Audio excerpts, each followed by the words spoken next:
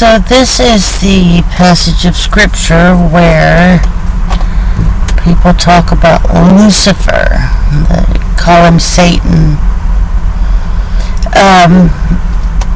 But I want you to look at this, how it's worded here. This is Isaiah 14, King James Version, see?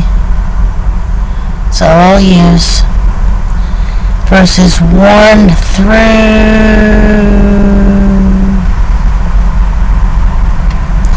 23. So first it starts off talking about how Yahweh will have mercy on Jacob. In fact, let's just read it. For Yahweh, remember God's name is not Lord, will have mercy on Jacob and will yet choose Israel and set them in their own land. And the strangers shall be joined with them, and they shall cleave to the house of Jacob.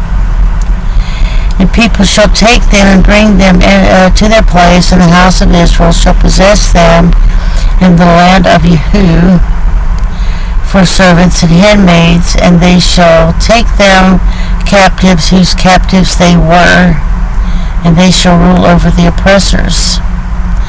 And it shall come to pass and it shall come to pass in the day that Yahweh shall give thee rest from thy sorrow and from thy fear, and from the hard bondage wherein thou wast made to serve.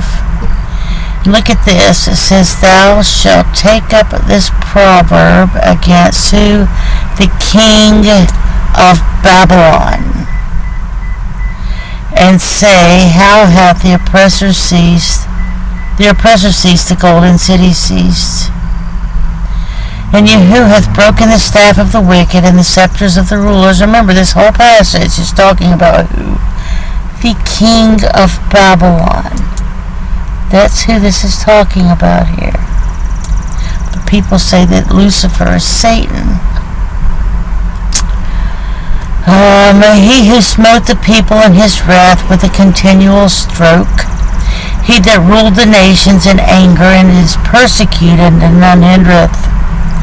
The whole earth is at rest and is quiet. They break forth into singing. Yea, the fir trees rejoice at thee, and the cedars of Lebanon, saying, since thou art laid down, in other words, he died, no feller is come up against us. As far as I know, what you call Satan couldn't die because he's an eternal being or whatever. But anyway, it says that this man died. You see that? It says, hell from beneath is moved for thee to meet thee at thy coming. It stirreth up the dead for thee, even all the chief ones of the earth. It hath raised up from their thrones all the kings of the nations. And they shall speak and say unto thee, art thou also become weak as we? Art thou become like unto us?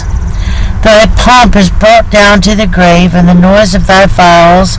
The worm is spread under thee, and the worms cover thee. In other words, he died, and his body decayed.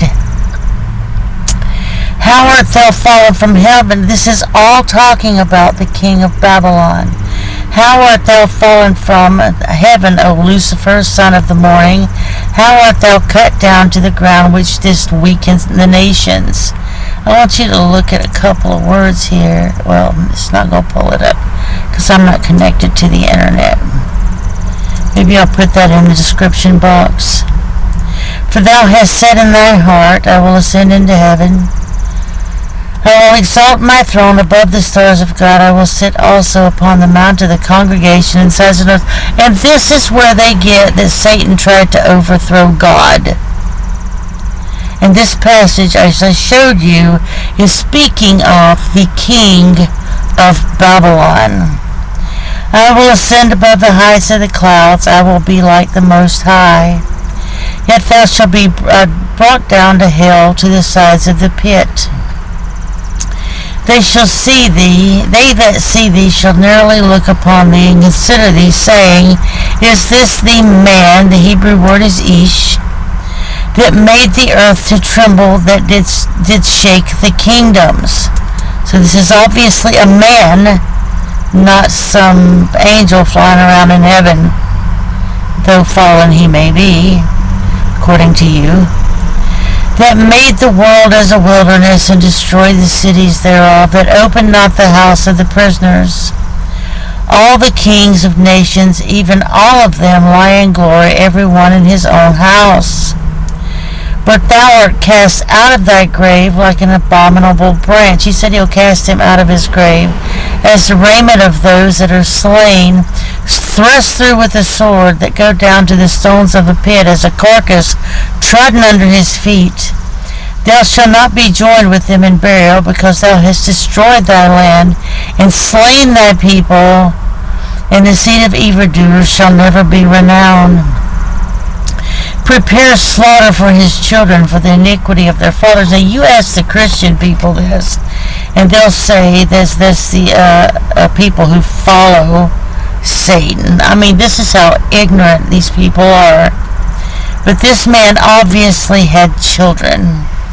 Prepare slaughter for his children. Remember, it's talking about the king of Babylon. I mean, I don't understand why you say that this is the devil or Satan.